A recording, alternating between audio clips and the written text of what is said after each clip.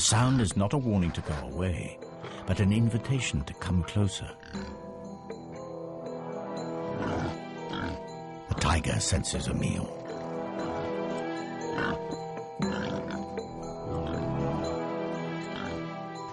But he is a cautious hunter. The dragon tries a subtle change of pitch. The prey sounds distressed. An injury, perhaps?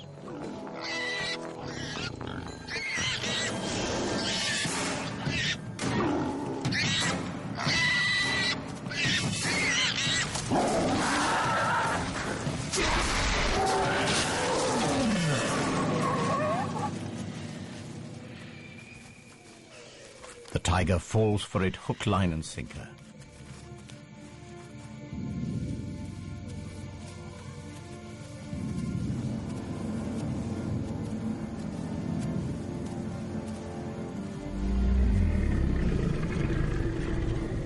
One less rival, one more meal. The kill is taken to a clearing.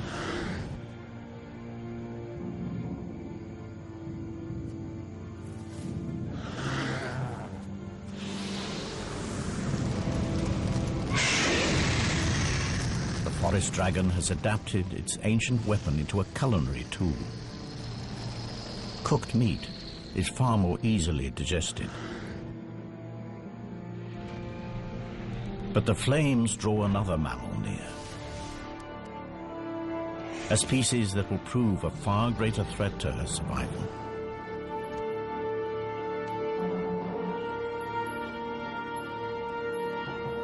I came here to expose a hoax, and suddenly a whole reptile family is coming to life. What a family. Of all the prehistoric giants, only yours survived the KT catastrophe. And you weren't the only dragon. Seems there was a forest-dwelling Asian dragon, a sea dragon too, just like the myths. Could there have been others? I need more time. The helicopter will be with us any minute, and soon we'll be heading back to England. And once this thing's back in the museum, I won't get a look in.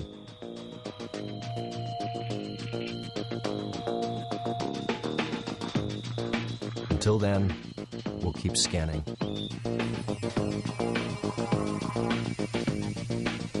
You need to look at this.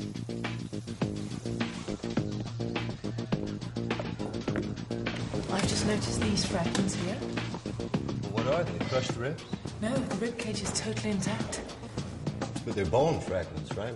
What are they? Well, that explains the weird proportions.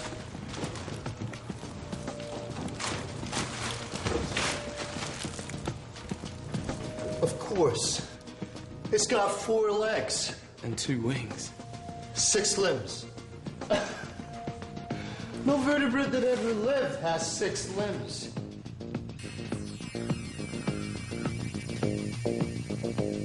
It's true. Every land-based vertebrate on the planet has 4 limbs. Front feet, back feet, arms and legs.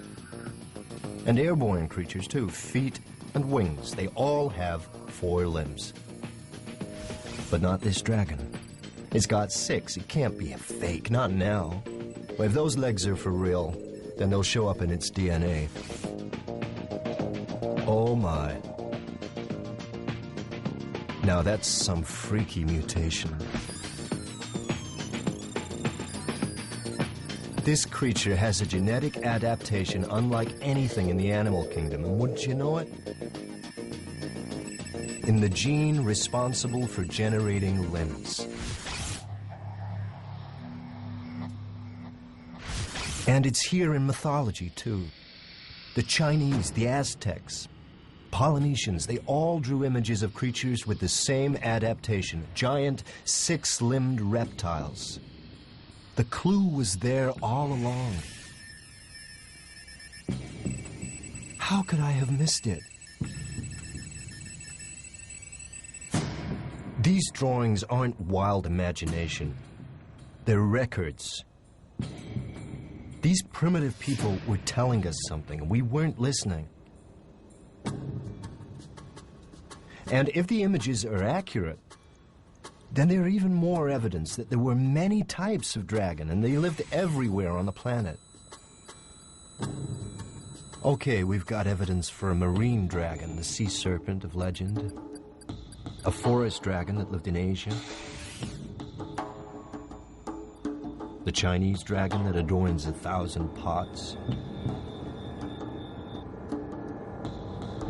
and you, well, let's call you the mountain dragon. Have you left your mark on European folk history?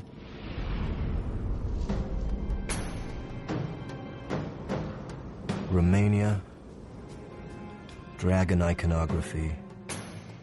Here you are, recorded in stained glass. The locals called you the devil from the mountains. And the legend conforms pretty much to type, terrorizing local folk, raiding livestock, breathing fire, a monumental battle to the death. Is this a 15th century photograph of you?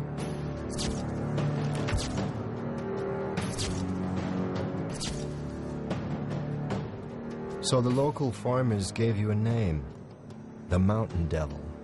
And what kind of devil were you? We're down to the wire. They'll be moving the body out any minute, and I'll have to leave with it.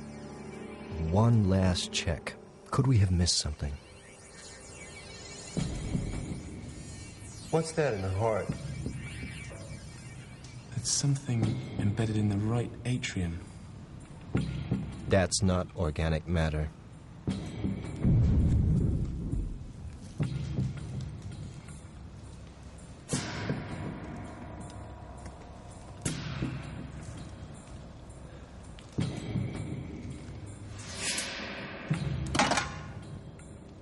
This could be really important. Unequivocal evidence that dragons and humans were at war.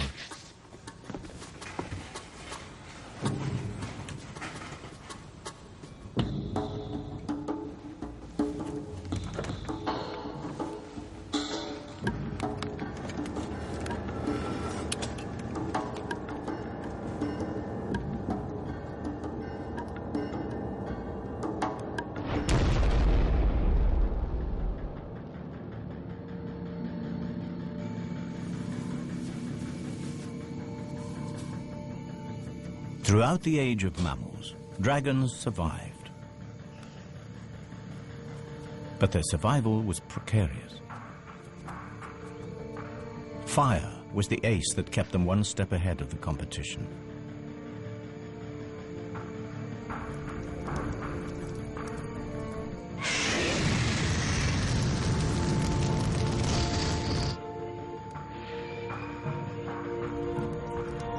But in time, a new mammal emerged. Small, vulnerable, but supremely intelligent.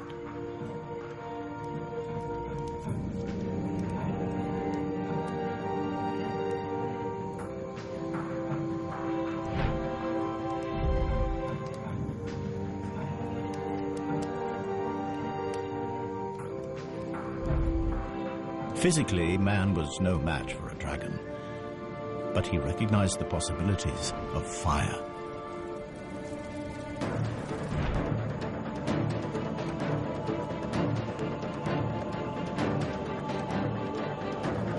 With fire, mankind could clear forests for farmland, mold metal into savage weapons. In the evolutionary blink of an eye, mankind was pushing the most deadly predator in the natural history of our planet to the verge of extinction. They had turned the dragon's most potent weapon against them.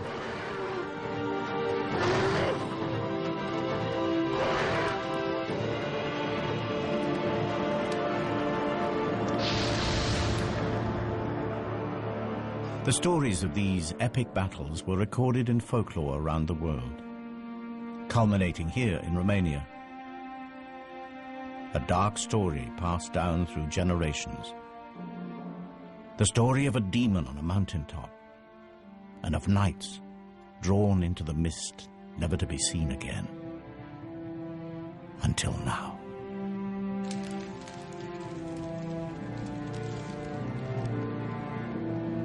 Humans and dragons, mortal enemies.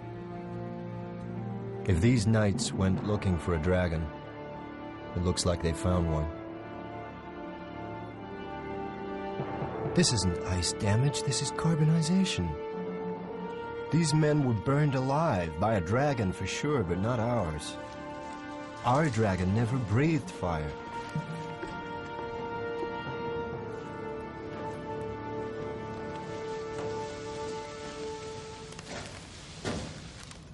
We haven't finished yet. Yes, we have. Look. Look. Carbon. I found it on one of those bodies out there. Those bodies have been scorched.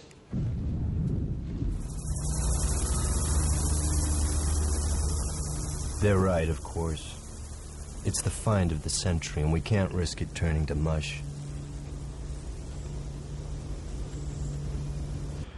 But the mountains are calling me. What did those men find up there? They're ready for it!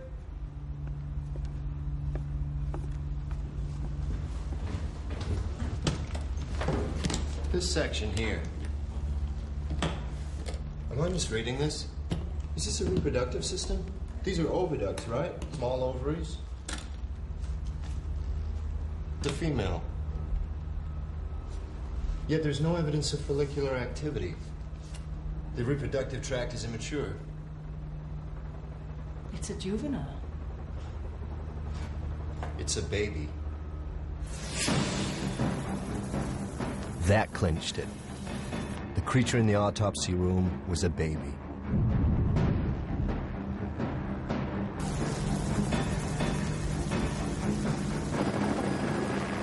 The cave wasn't just the scene of a random crime. It was a nest. The local myth is starting to sound remarkably like an accurate verbal account of a real event. The knights weren't killed by our dragon. They were killed by an adult, perhaps defending its young. A dragon corpse can tell us how their bodies worked, but a nest, it can tell us so much more, how they lived. My guess, up in those mountains, we'll find evidence for a dragon family. Tanner is about to unravel a medieval tragedy. It is the 15th century, and a mountain dragon is under threat.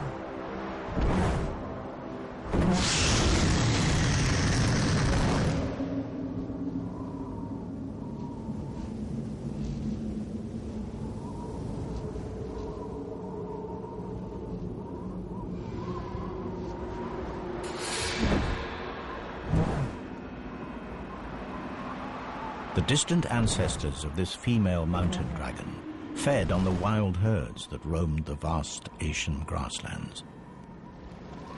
But the herds were tamed by man. For dragons, they were no longer fair game. They were livestock. And so the dragons that gorged themselves on the plains have been driven to the remote regions of Europe. And in this remote place, wild game is scarce. Today, she is hunting the rarest creature on earth. But not to eat. Today, she's looking for a mate. She spreads her scent throughout her territory.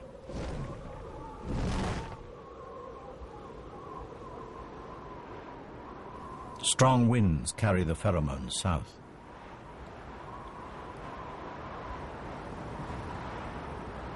Female dragons mate once every 7 years, yet this mature female has never seen a male dragon. Nevertheless, every year when she comes into season, instinct commands her to play out the rituals of attraction. Her season is almost finished, and the window will close for another year.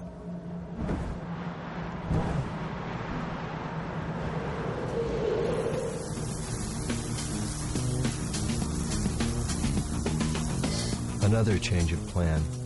Something interesting about a half mile below the cave.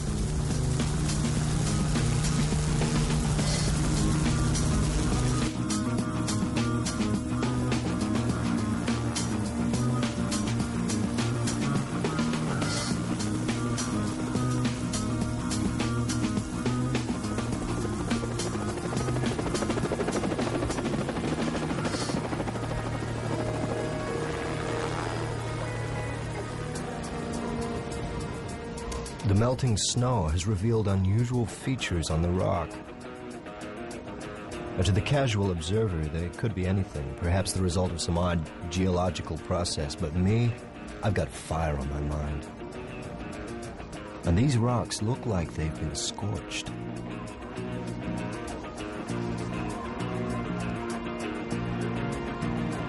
No, don't worry about samples. I need you to follow this line and look for more burn marks. And tread carefully, watch for hidden crevasses. Okay, approximately 2 hours due south from the drop-off point, heading towards the scene of death. Can you take a GPS reference? Okay. Evidence of discoloration of the rock. Seems to have been subjected to a blast of intense heat. It's literally scarred the rock. These rocks have been burned to melting point in symmetrical lines. The dimensions are frightening. Lightning couldn't do this. Forest fire? It's not likely. We're halfway up a mountain at the edge of a glacier. The lair is nearby. Was there some kind of fight?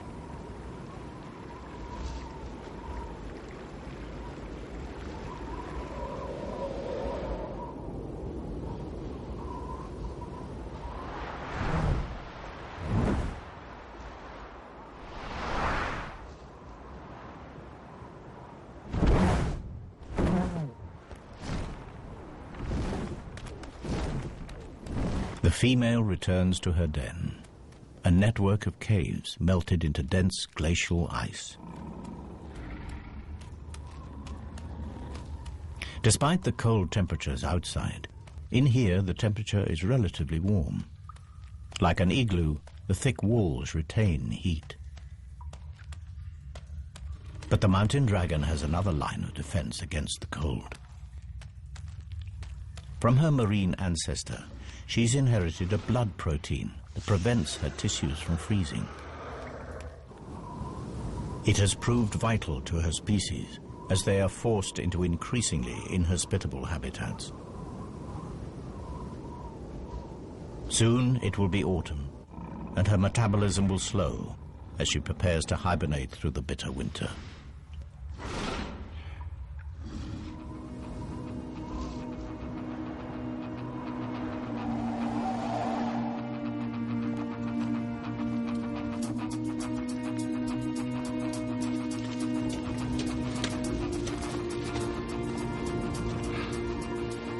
This is it.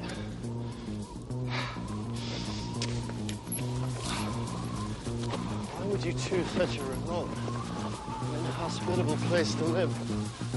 Come on.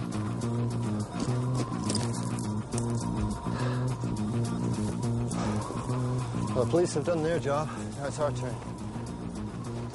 Set up ultrasonic mapping and grid digital tiles of all the surfaces. We need to get a clear picture of what this place looked like 600 years ago.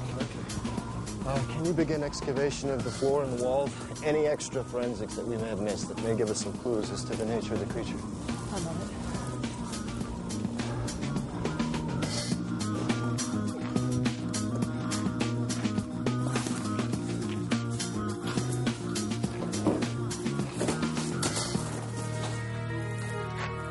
So this was where they found you. Gridding tile 1. Set. The laser scanner will help us build a map of this place, and then we can accurately record the position of everything that we find. Happy with the results yet? I've gridded most of the cave, but it's a labyrinth in here. Is anyone to guess what's behind these walls? Glacial movement. Set those echo scan charges at minimum. We don't know how unstable this place is. Echo scanning. Small explosive charges send shock waves into the ice. The echoes will tell us what's behind them.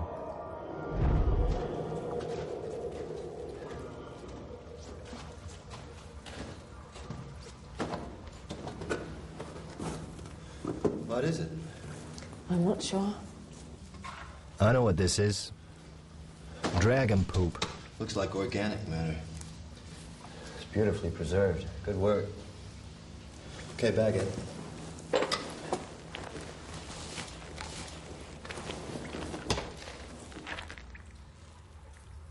Sorry. Evidence of bone shards. Look, these look like fruit stones. Date stone?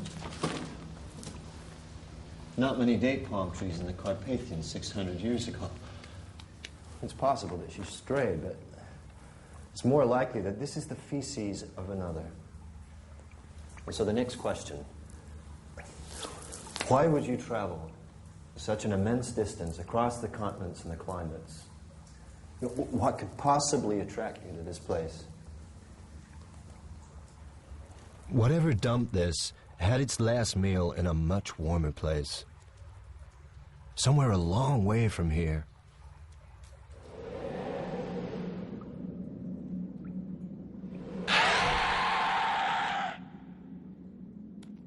The female's curiosity is aroused.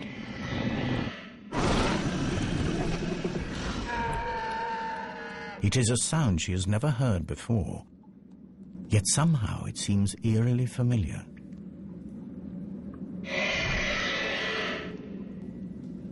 She is compelled to investigate.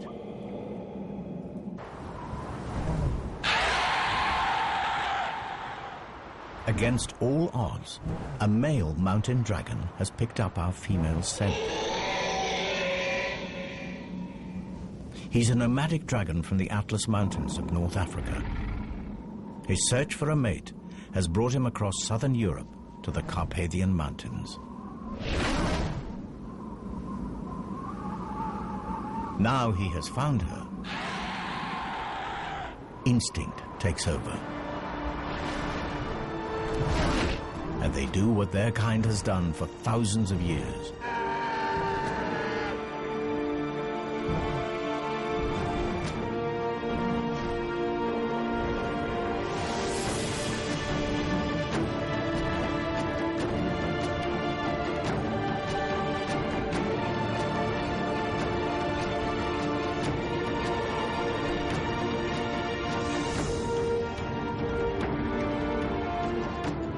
It is a courtship ritual that is as perilous as it is spectacular.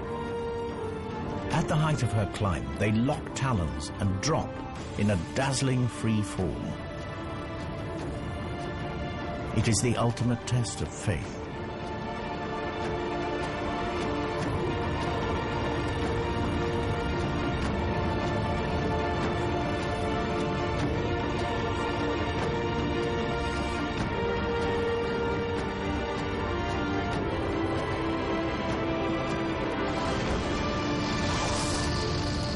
The scorches in the mountain rock serve as mute testimony to a spectacular and successful dragon mating, and a species on the verge of extinction that finds hope in a new generation.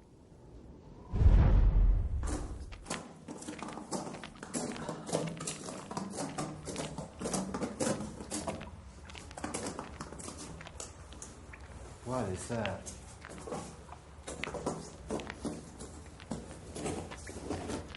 The initial investigation team must have had a lot on their minds. They sure overlooked this.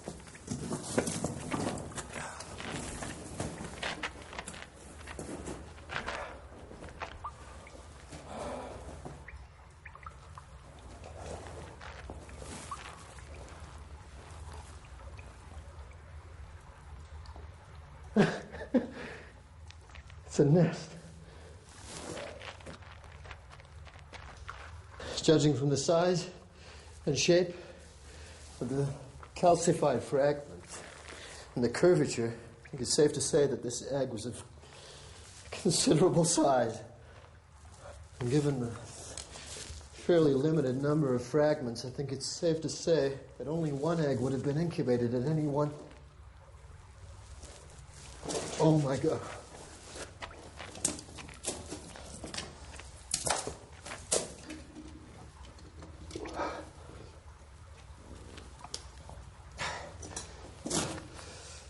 Two eggs in a clutch, but only one of them made it.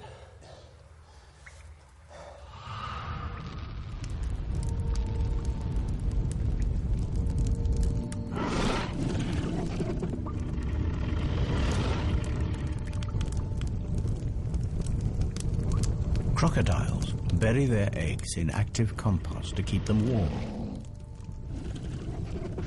Dragons have a much more direct method.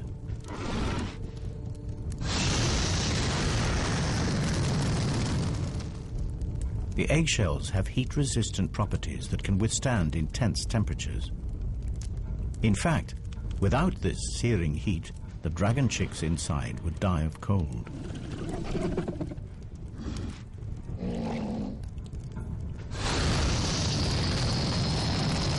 The rocks shield the eggs from the direct blast, but they also retain heat, releasing it over a long period and keeping the temperatures inside the nest stable.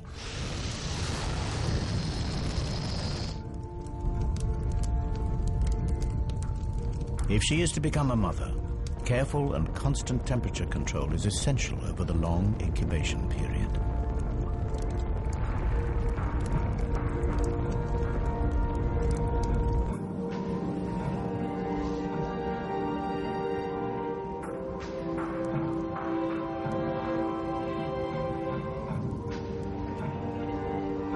Her mate returns from hunting. He has been unsuccessful again.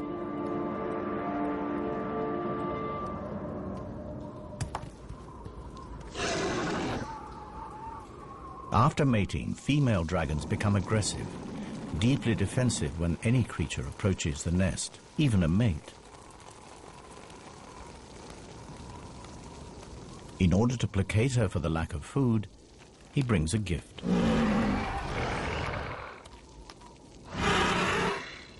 Another rock for the nest.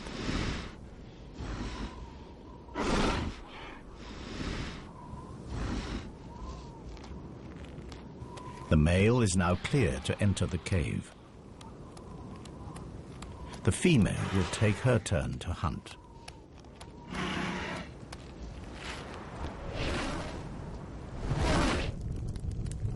Now the male has responsibility for the nest. Special sensors in his tongue allow him to check the temperature. If the eggs fall below 60 degrees, the chicks will die. Yet, quite deliberately, he lowers the temperature. There is method in this apparent madness. Just like crocodiles, the temperature in the nest will determine the sex of the offspring. Cooler temperatures encourage the development of females. Males, even sons, will compete for territory, food, and breeding females. Females suit him better.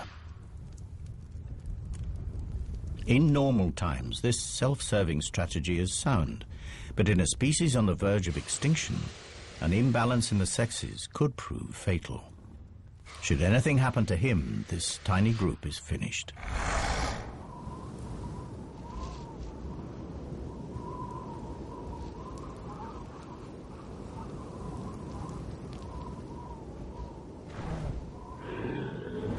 The female returns empty-handed from another hunt. The male is not at his post.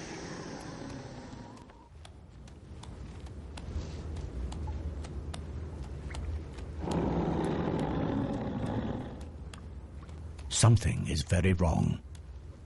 The male has let the incubation temperature drop dangerously low.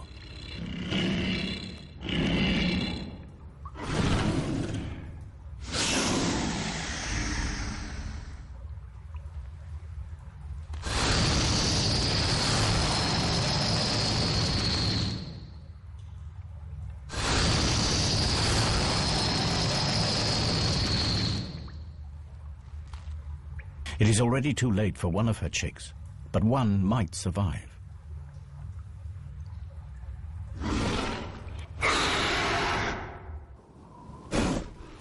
The male senses trouble and makes his escape.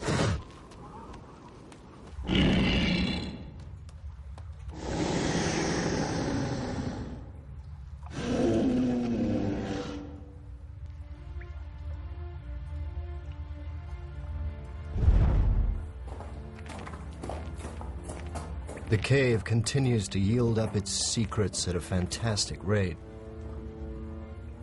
Bones from a domesticated sheep. You are preying on local livestock. Silly girl, you are playing a very dangerous game.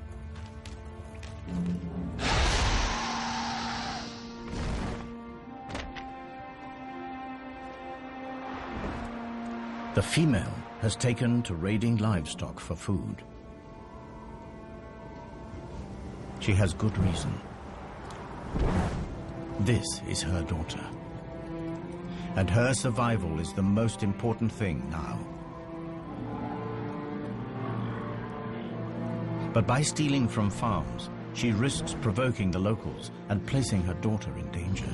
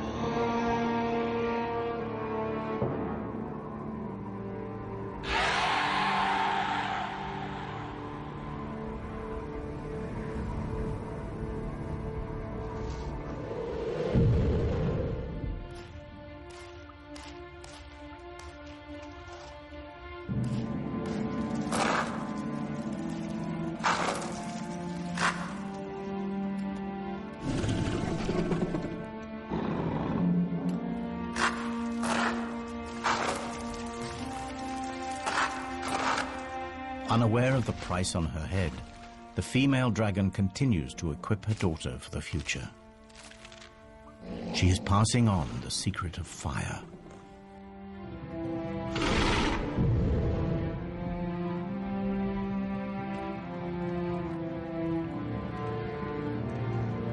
These marks could have been made yesterday.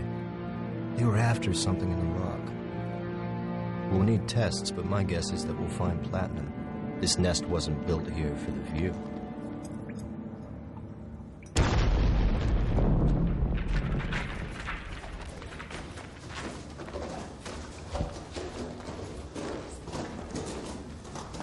I've got the results through. Yes, look, one chamber through here. There's a second chamber behind us here. And there's a third chamber right over there. 3 chambers. We've only got time to go into one, so what do you want to do? I have no idea. Wait a minute. What's that? There's something on the rock.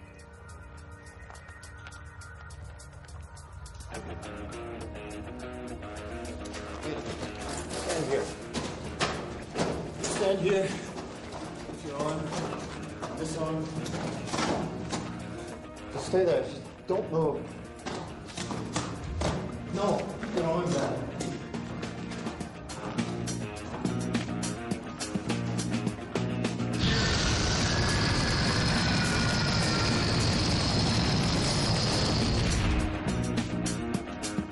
Whatever created that blast mark came from behind this wall. Set up the rover. We're going in here.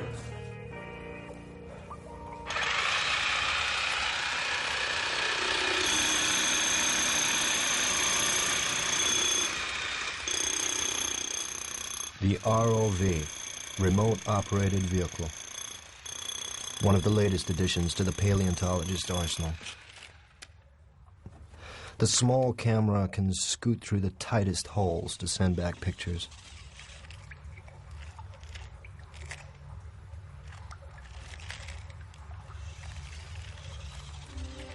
Padre nostro, che sei in cielo, sia santificato il tuo nome, venga il tuo regno, sia fatta la tua volontà, come in cielo e così in terra. Dacci oggi il nostro pane quotidiano.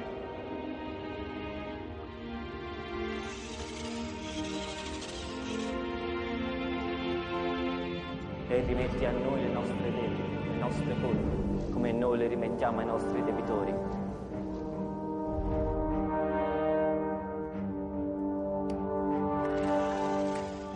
E non ci indurre in tentazione, ma liberaci dal male. Amen.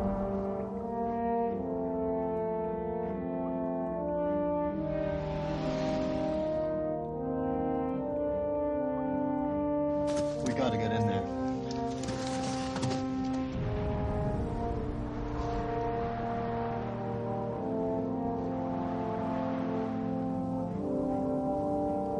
After feeding, mother and daughter bask in the sun's warmth. Their wings soak up heat like solar panels.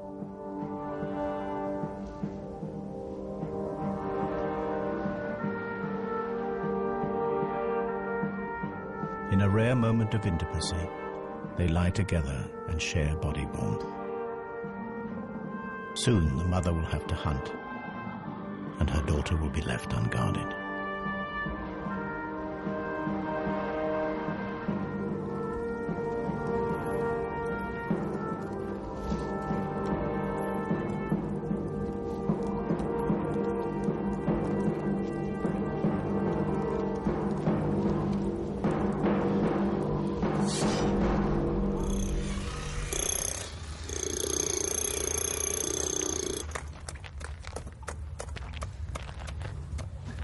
The nights in the mortuary weren't alone.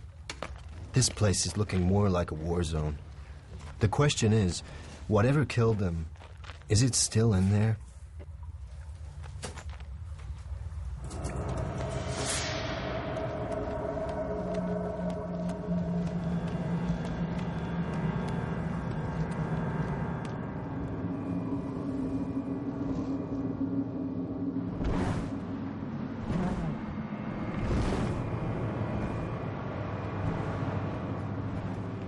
With summer drawing to a close, the dragon is desperate to fatten herself and her baby before they hibernate.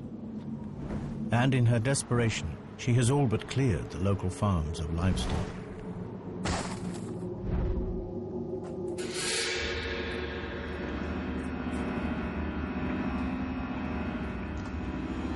There are 2 more bodies in here. There doesn't appear to be any evidence of scorching.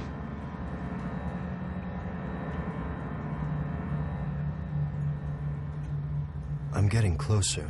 I know it. Where are you? Wait, there's another passage. I'm going through here.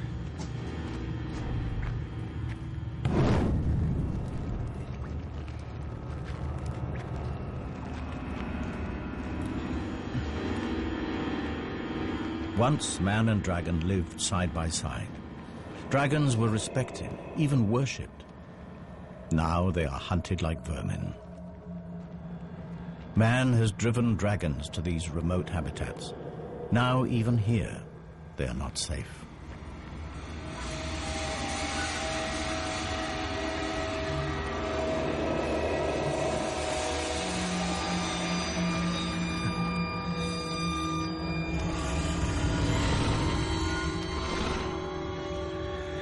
Without the ability to breathe fire, this immature youngster is vulnerable. But her assassins were reared on stories about their terrifying weaponry.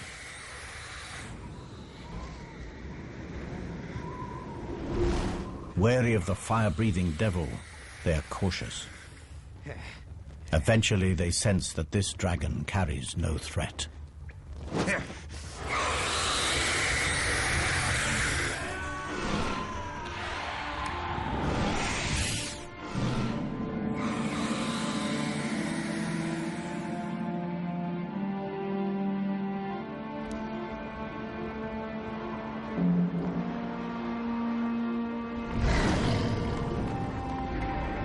The mother returns. Too late.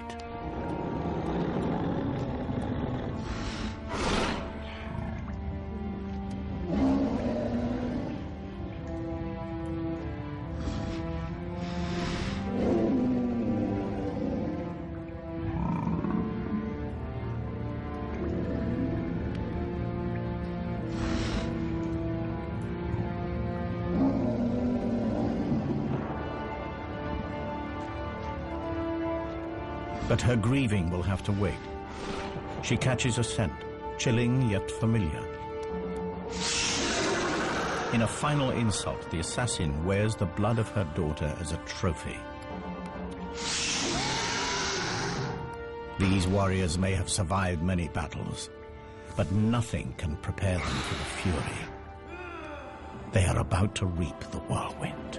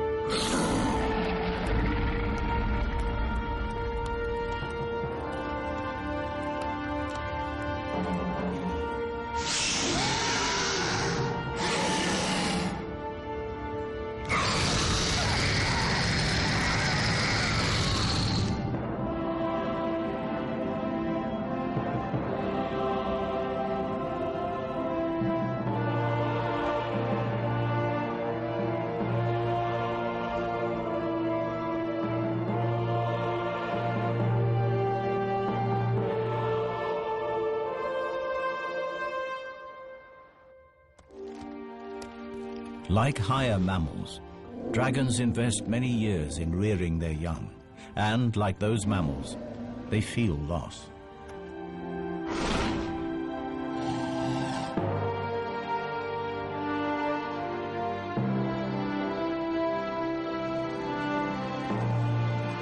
But the trauma of her daughter's death has brought the female dragon into season. She may still be mourning, but her body knows that to survive, she must mate again.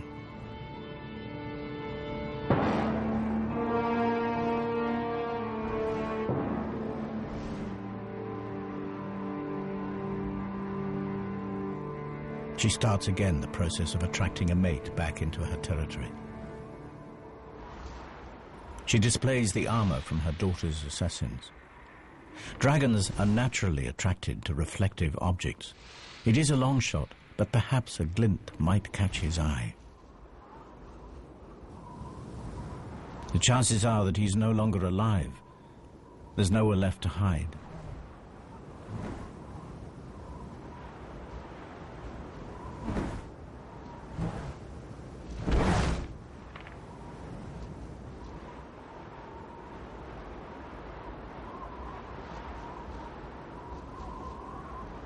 As winter draws in, hibernation beckons.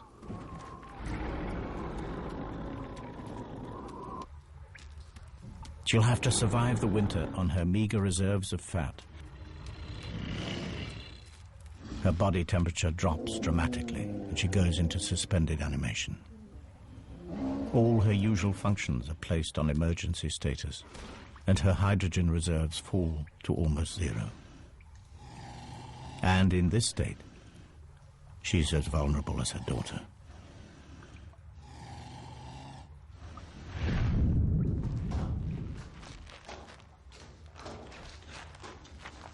Where are you?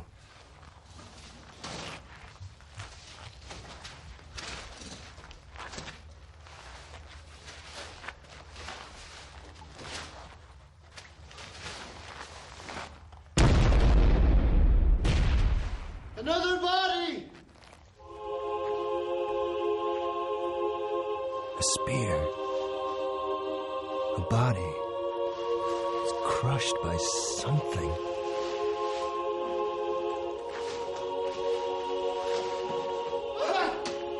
I found a wing!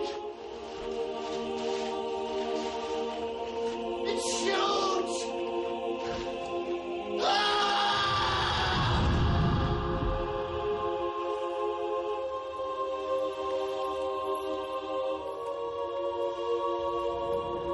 The female is woken from her torpor. More men have made the climb to her lair. This time they are better prepared.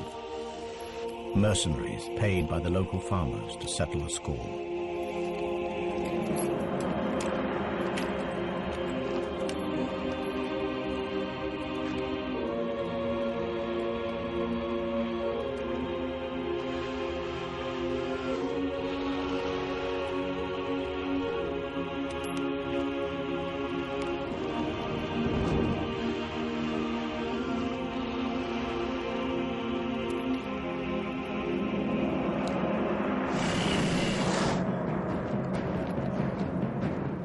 Without food, she cannot make hydrogen.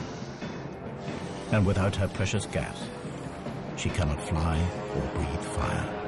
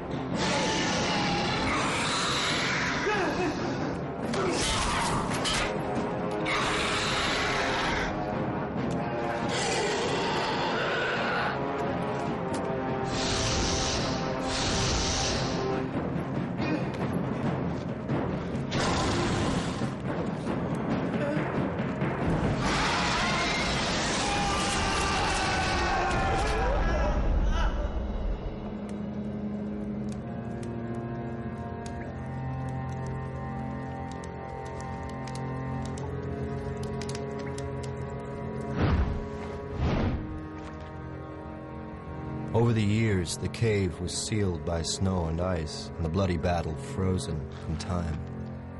The dragon faded from reality to mythology and would have stayed that way had these two dragons not revealed their secrets to us.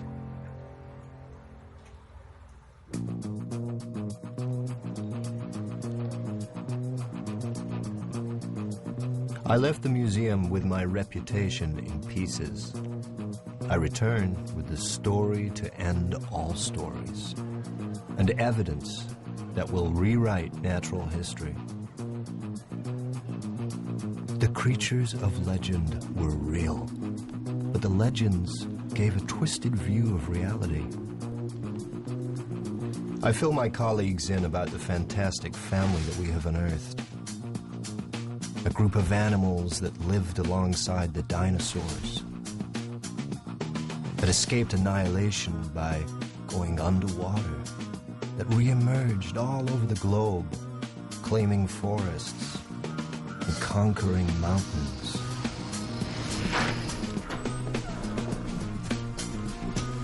But I can tell that they're not listening. They want to see the evidence firsthand. And who can blame them?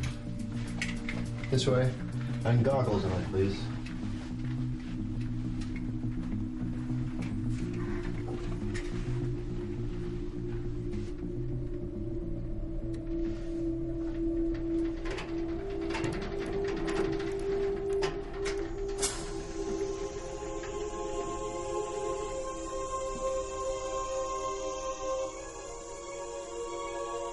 The story of life on our planet has been rewritten by a mother and her child, reunited.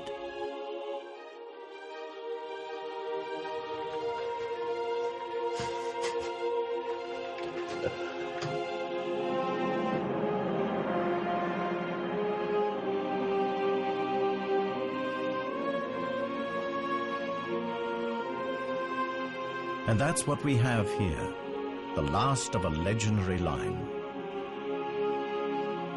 Myth made real.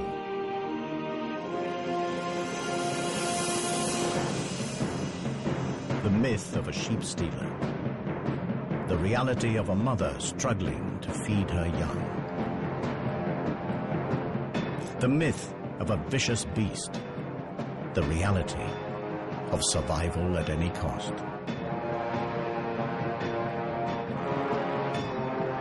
The myth of knights that climbed a mountain to slay a dragon. The reality, persecution and extinction. Now every dragon myth from around the world begs the same question. Were they real too? And the most important question of them all, were these really the last dragons?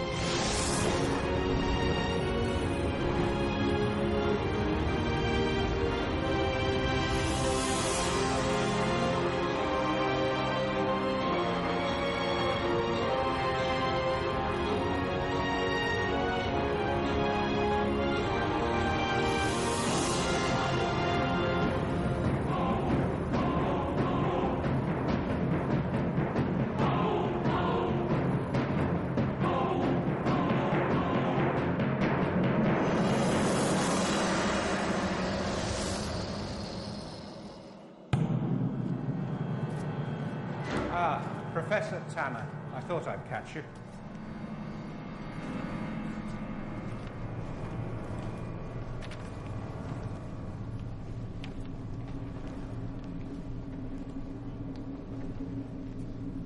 These were taken 2 months ago.